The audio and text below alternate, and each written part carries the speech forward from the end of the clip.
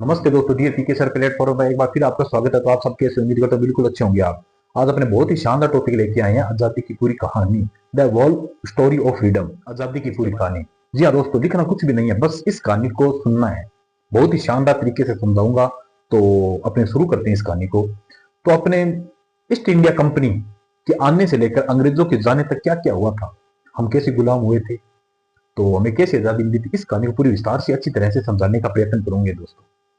तो ठीक है दोस्तों, शुरू करते हैं इस कहानी को। आजादी हमें कैसे मिली थी? तो इसको समझाने के लिए हम आजादी की कहानी को चार हिस्सों में बांट देंगे।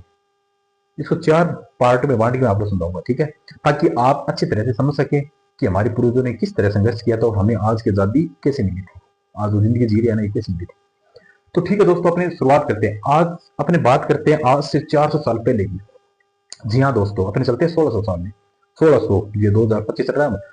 तो वहां पे ईस्ट इंडिया कंपनी के आगम से प्लासी, इसके बीच 1600 और 1757 के बीच में आजादी को समझाना है तो गुलाम स्लेव बनने की कहानी भी जरूरी है।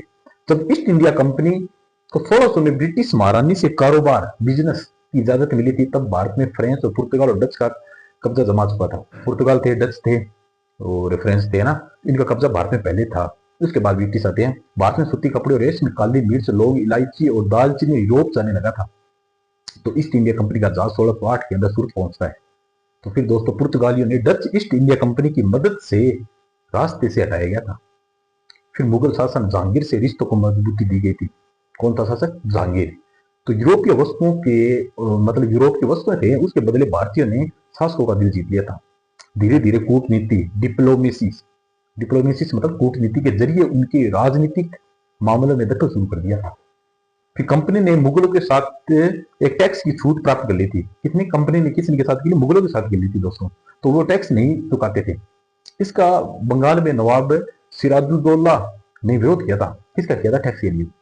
तो कलकत्ता में ब्रिटिश संपत्ति पर कब्जा जमा लिया था, अधिकारियों को गिरफ्तार कर लिया था। किसको कर लिया था? अधिकारी है ना, उनको गिरफ्तार कर लिया था।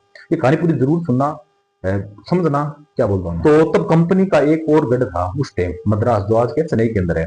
वहां से रॉबर्ट क्लाइन नौसेना लेकर आए थे और 17 में सिराजुद्दौला से प्लासी का युद्ध हुआ था, लड़ाई होता। सिराजुद्दौला के सेनापति मीर जाफर ने विश्वासघात बेटेरियल बेटेरियल ने किया और युद्ध में नवाब की मौत हो गई थी। 1757 आता है। फिर प्लासी के युद्ध में बाद रॉबर्ट क्लाइव को मीर जाफर की गद्दारी की वजह से बंगाल के नवाब सिराजुद्दौला की हार हुई थी, गद्दारी की वजह से। तो ईस्ट इंडिया कंपनी को भारत की पहली एक बड़ी जीत मिलती है उस टाइम। फिर दोस्तों, 1757 के अंदर युद्ध में जीत को लेकर एक क्लासिक अंग्रेजों के मेमोरियल बनाया गया था। 1757 के अंदर अंग्रेजों ने एक मेमोरियल बनाया था उसके। तो कुछ साल तक वहां सिराजुद्दौला की प्रतिमा स्थापित की गई थी, ताकि यह भी एक आने वाली पीढ़ी होती है ना, उसके लिए अंग्रेजों के खिलाफ आवाज उठाने वाले के पहले शख्स सिराजुद्दौला थे, जिसमें मीर जाफर की गद्दारी की वजह से मतलब सराजत मिली थी इसकी बात। इस प्रकार से अपना इसका पहला चरण खत्म होता है। इसके बाद इसकी दूसरा चरण आता है। मैंने बोला 4 चरण में समझाऊंगा, तो इसका दूसरा चरण आता है कंपनी की बहादुर से पहले स्वतंत्रता संग्राम। अब कंपनी आती है 1757 से 1857 तक। इनके बीच में क्या हुआ था? जल्दी कंपनी को लगने लगा था कि कठपुतली नवाब काम नहीं आएंगे। जो कठपुतली थे उसके सारे सत्ता अपने हाथ में होनी चाहिए, अंग्रेज सोच रहे थे। तब 1765 में मीर जाफर की मौत के बाद कंपनी ने रियासत ली थी, पिलिसिमिलिटी अपने हाथ में ली थी। मुगल सम्राट ने कंपनी को बंगाल का दीवाना बना दिया था। कंपनी बहादुर अस्तित्व में आया था। अंग्रेजों के सामने दो सबसे बड़ी चुनौती थी उस टाइम। कौन सी थी? पहली चुनौती दक्षिण के अंदर टीपू सुल्तान था उस टाइम, और दूसरी चुनौती कौन सी थी? विद्या में दक्षिण में मराठा थे। तो टिप्पू ने फ्रेंच व्यापारियों से दोस्ती की थी उस टाइम, तो सेना को आधुनिक बना दिया था उस टाइम। तो वही मराठ दिल्ली के जरिए देश का शासन करना चाहते थे। कौन? मराठे। तो कंपनी ने टिप्पू और उनके पिता हैदर अली मतलब हैदर अली के साथ 4 युद्ध लड़े थे। लेकिन 1799 के अंदर टिप्पू को श्रीरंगपट्ट की जंग में मारे गए थे। कौन? टिप्पू। 1819 के अंदर अंग्रेजों ने पेशवा को पुणे में लाकर कानपुर के पास बिठूर में बिठा दिया था। इस बीच पंजाब के पास भी बड़ी चुनौती मिलने लगी थी अंग्रेजों को। पंजाब से बड़ी चुनौती क्यों मिलने लगी थी? वहां कौन थे? महाराजा रणजीत सिंह। जब रणजीत सिंह तब रह रहे थे, तब उन्होंने अंग्रेजों की दाल तक नहीं गलने दी, वो इतने पावरफुल थे। तो दोस्तों, फिर लेकिन 1839 के अंदर उसकी मौत हो जाती है और हालात बिल्कुल बदल जाते हैं। दोनों लड़ाइयां हुई और 10 साल बाद पंजाब पर अंग्रेजों ने कब्जा कर लिया था। 1848 रोडल होजी विलियम नीति लेकर आए थे। जिस शासन का कोई पुरुष उत्तराधिकारी नहीं होता, मतलब जिसका कोई उत्तराधिकारी पुरुष नहीं होगा ना, तो उस रियासत को कंपनी अपने कब्जे में कर लेगी। इसके आधार पर कौन कौन सी कंपनी, मतलब कहाँ कहाँ पर कब्जा किया था, सतारा के अंदर किया था, सनूमपुर के अंदर किया था, उदयपुर के अंदर किया, नागपुर के अंदर किया था दोस्तों, और झांसी में अंग्रेजों कब्जा किया था। इससे 1857 की क्रांति के बीज बोए थे। शुभ दैट ये सीड्स ऑफ रिवोल्यूशन। फिर सीताराम पांडे सूबेदार संस्करण में लिखा था कि ये सबको लग रहा है कि अंग्रेज भारतीय धर्मों को सम्मान नहीं करते। नाराजगी तो थी, लेकिन जब ये खबर आई थी कि नई बंदूकों में कारतूसों की जगह, मतलब ये कहना का चर्बी का लेप किया है, तो कंपनी सिपाही बढ़ गए थे। वैसे तो मैंने 1857 क्रांति आपको इससे पहले वाली वीडियो में मैंने पूरी अच्छी तरह समझा दी है, एक बार वीडियो जरूर देखना दोस्तों। फिर थोड़ा बहुत मैं बता देता हूँ 1857 क्रांति के बारे में, अंग्रेजों से जुड़ी है ना इसलिए। 1857 में मेरठ में सिपाही विद्रोह में रिबेलियन विद्रोह में चलते मंगल पांडे को फांसी चढ़ाया गया था। वहां से उठी चिंगारी ने झांसी, अवध और दिल्ली के बिहार में क्रांति खबा दी थी दोस्तों। रानी लक्ष्मीबाई, बहादुर शाह जफर और नाना साहिब आदि मिलकर एक साथ बगावत कर दी थी अंग्रेजों के सामने, और अंग्रेजों को खदेड़ दिया था उसने। 1765 आता है दोस्तों। उसके बाद 1763 के अंदर मुगल शासक शान आलम ने रॉबर्ट क्लाइव को दीवानगी सौंपी थी चाबी। इससे ईस्ट इंडिया कंपनी को बंगाल के बिहार, आज के उड़ीसा टैक्स वसूल करने का अधिकार मिल गया था। इतनी बात समझ में आ गई दोस्तों। इसका दूसरा चरण खत्म होता है। दूसरा चरण इसका खत्म होता है। अब आते हैं इंग्लैंड की महारानी और शासन से गांधी तक। 1858 से लेकर 1915 तक ये बात होती है। कंपनी ने तब लंदन से फौज बुलाई थी, भारतीयों को विद्रोह होने लगा था। सितंबर 1857 की बात है, दिल्ली में फिर अंग्रेजों का कब्जा हुआ था। मार्च 1858 के अंदर लखनऊ के अंदर किया गया था। फिर जून आता है 1858 में, झांसी में अंग्रेज में फिर हावी हो गए थे झांसी के अंदर दोस्तों। ब्रिटिश ने कानून का प्रयोग, ब्रिटिश संसद है ना, उसमें कानून पारित करवाया गया था कि भारत की सत्ता ईस्ट इंडिया कंपनी के हाथों से महारानी के हाथों से चलेगी। तो ब्रिटिश मंत्रिमंडल में सदस्य को भारत का मंत्री बनाया गया था। ब्रिटिश के मंत्रिमंडल में सदस्य ना, उनको भारत का मंत्री बनाया गया था। उनकी मदद के लिए इंडिया में काउंसिलिंग बनाई गई थी।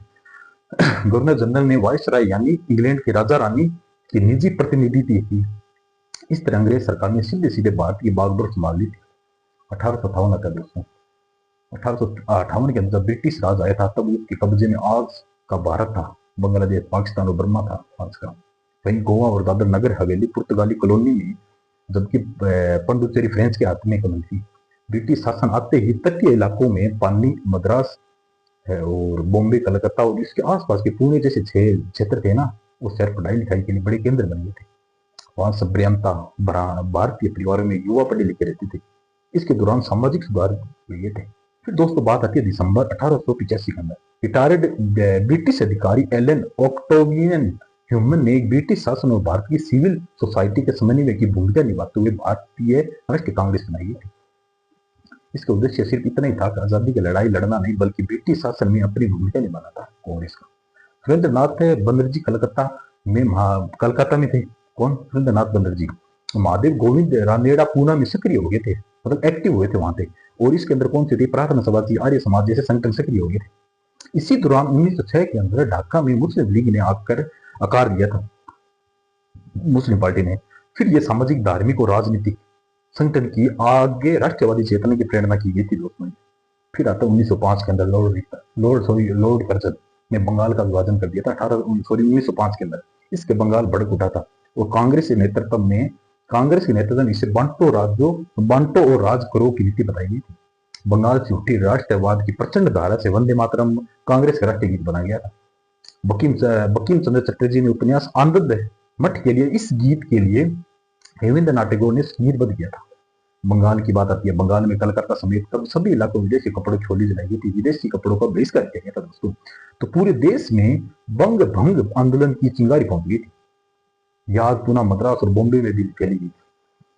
फिर दोस्तों अंग्रेजी पढ़ाई का भी विरोध किया गया था। पंडित मदन मोहन मालवीय ने 1910 के अंदर बनारस हिंदू विश्वविद्यालय की स्थापना की थी। पंडित मदन मोहन मालवीय कब की थी? 1910 के अंदर बनारस हिंदू विश्वविद्यालय। वहीं ब्रिटिश में भी हालात बदल रहे थे उस टाइम। ब्रिटिश के अंदर 1906 के अंदर लिबरल पार्टी के चुनाव जीतने और भारत में देखिए नजरिया भी बदल गया था उसके। कम से कम दिखाया तो ऐसा कि वायरस लॉर्ड मीटो ने भारत के लिए मंत्री जॉन टर्मिनल सुधार लागू किए गए थे। भारतीय राजनीति और शासन की हिस्सेदारी भी दी गई थी दोस्तों। 1910 के टाइम आता है, उसमें सुप्रीम में काउंसिलिंग में भारतीय सदस्य बढ़ गए थे 1910 के अंदर। गोपाल कृष्ण गोखले जैसा नेता उसमें जुड़े थे। उन्होंने इस पर कहा था कि इससे पहले तक ये भारत बाहर से हमला करते थे, लेकिन अब ये अंदर से भी हमला कर रहे हैं। पर इससे पहले 1907 के अंदर कांग्रेस दो दड़ों में टूट गई थी। कांग्रेस दो भागों में ये टूट गई या दड़ों में टूट गई। कौन सी? गर्म दल और नरक दल। तो नरम दल सरकार के साथ रहकर काम करना चाहती थी, और वहीं गरम दल क्या है, लाल पाल बाल, ये तीन की तिगड़ी थी। कौन थे, लाल पाल बाल, यानी लाल से लाला लाजपत राय, बाल से बाल गंगाधर तिलक और विपिन चंद्रपाल। तिलक ने क्रांतिकार प्रमुख समर्थन किया था इसका, उन्होंने बर्मा की जेल में भेज दिया गया था। उसके बाद पाल और अरविंद घोष को सक्रिय राजनीति संन्यास ले लिया गया था। धीरे धीरे उग्रवादी आंदोलन भी कमजोर पड़ने लग गया था। फिर आता दोस्तों 1928 में लाला लाजपत राय की भी अंग्रेजों ने लाठीचार्ज में मौत हो गई थी। फिर दोस्तों अपने 1911 पे चलते हैं। 1911 के अंदर वीटो की जगह लॉर्ड हॉर्डिंग आए थे। उन्होंने विभाजित बंगाल को एक कर दिया था, बंगाली विभाजित था उनको एक कर दिया था। बिहार और ओडिशा को अलग नया प्रांत बना दिया गया था। इसको बिहार और ओडिशा को राजधानी पहले कलकत्ता से उठाकर अब दिल्ली ले आए थे।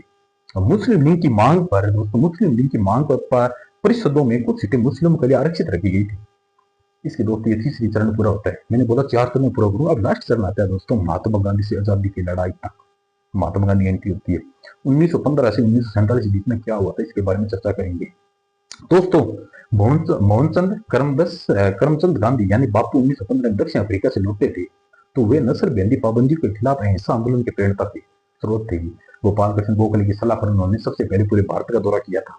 किसकी सलाह पर, गोपाल कृष्ण गोखले की सलाह पर महात्मा गांधी ने दौरा किया था।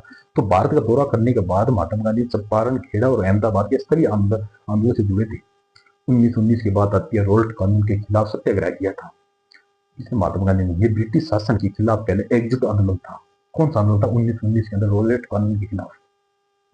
फिर दोस्तों आंदोलन को दबाने के लिए ब्रिटिश अधिकारियों ने दमनकारी हथकंडे बनाए गए थे, दबाने के लिए आंदोलन बंद हो जाए। फिर दोस्तों बात आती है अप्रैल 1919 की। बैसाखी का वो दिन था, जलियांवाला बाग में बहुत से लोग इकट्ठे हुए थे, प्रदर्शनकारियों पर गोलियां चलाई गई थी और 400 से अधिक लोग मारे गए थे उसमें। जलियांवाला बाग हत्याकांड और खिलाफत आंदोलन में पृष्ठभूमि में 1920 और 1921 में असहयोग आंदोलन इसी वजह से हुआ था, इसी वजह से जलियांवाला बाग की। फिर विदेशी कपड़ों के लिए फिर बहिष्कार किया गया था, पहले भी हुआ था। देश में अलग अलग हिस्सों में, जैसे देश था अपना, उसमें अलग अलग हिस्सों में छूट पात आनंद में जुड़ने चले गए थे, मतलब ये आंदोलन जुड़ते चले गए। फिर दोस्तों बात आती है फरवरी 1922 के अंदर किसानों ने चोरी करके, मतलब चोरा चोरी करके ऐसे पुलिस थाने को आग लगा दी थी। उसके अंदर 22 पुलिस कर्मी मारे गए थे। तब गांधी जी ने ऐसे आंदोलन वापस ले लिया था, इसी वजह से तो हिंसा फैल गई थी। तो इसके बाद ना महत्वपूर्ण मतलब यह भी है कि इसके दशक में राष्ट्रीय स्वयं सेवक संघ और भारतीय कम्युनिस्ट पार्टी जैसे परस्पर विद्रोही विचारों के दल भी बन गए थे। उस समय कांग्रेस पूरी तरह से गांधी जी के प्रभाव में थी। तो फिर पंडित जवाहरलाल नेहरू की अध्यक्षता में कांग्रेस ने 1929 में पूर्ण स्वराज का प्रस्ताव पारित कर दिया था। फिर 26 जनवरी 1930 में पूरे देश में स्वतंत्रता दिवस बनाया गया था।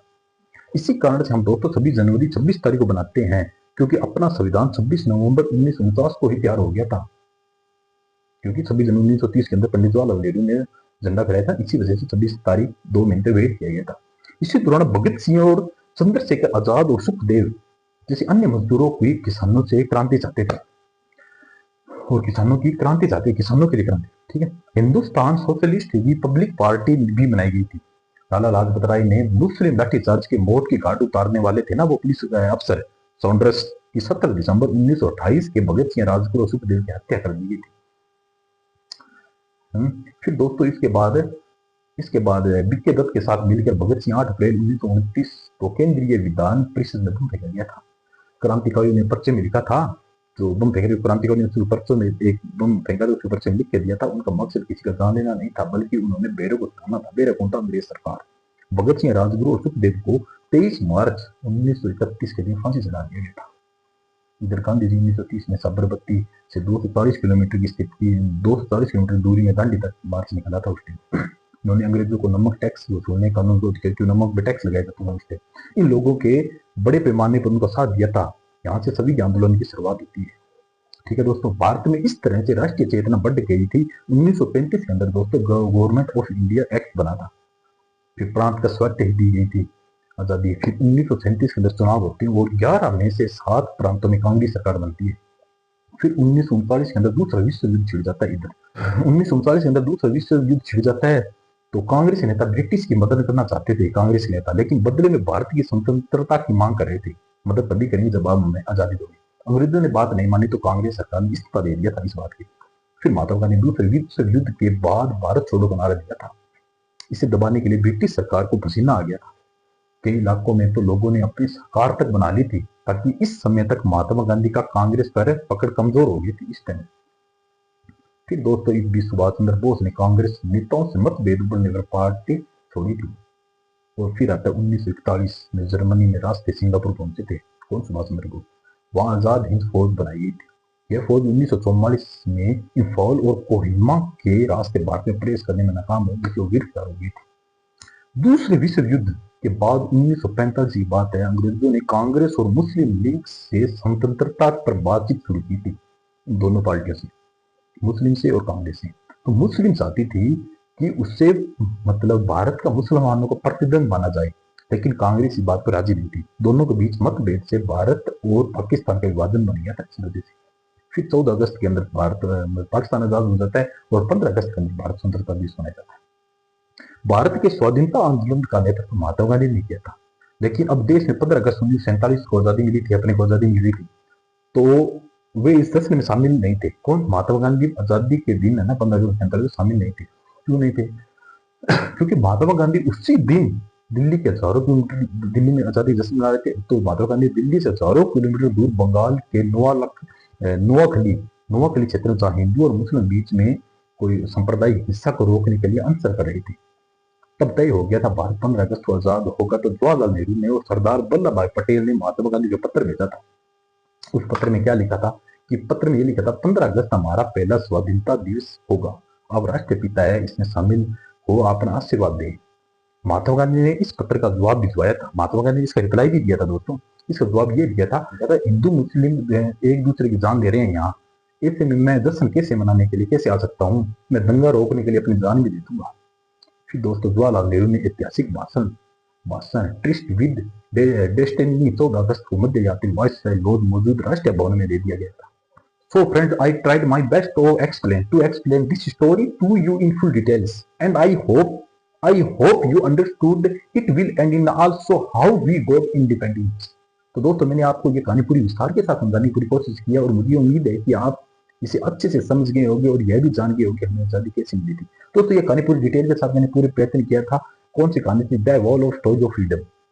इसके अंदर आपको लिखना भी कुछ नहीं था और मैंने पूरी विस्तार से समझाने की पूरी कोशिश की। मैं भी आपकी तरह एक स्टूडेंट हूँ, तो आपको अपने पता चल गया था अपने 1600 लेकर 1947 तक कैसे आजादी मिली थी, किसने भाग लिया था, महारानी लक्ष्मीबाई क्या थी, क्या योगदान था, तात्या टोपे आए थे, किसको अंग्रेजों ने सत्ताराम को किस किस को विन किया था, कौन सी नीति अपनाई गई थी और महात्मा गांधी क्यों नहीं आए थे, कहाँ थे, किसको क्या पता लिखा। तो पूरी डिटेल के साथ कोशिश किया समझने की और पढ़ाने की और मैंने पूरे प्रयत्न किया दोस्तों। ठीक है दोस्तों, मिलते हैं अपने अगले एपिसोड के साथ, देखते हैं और अपने क्लास से कंटिन्यू लेके आऊंगा।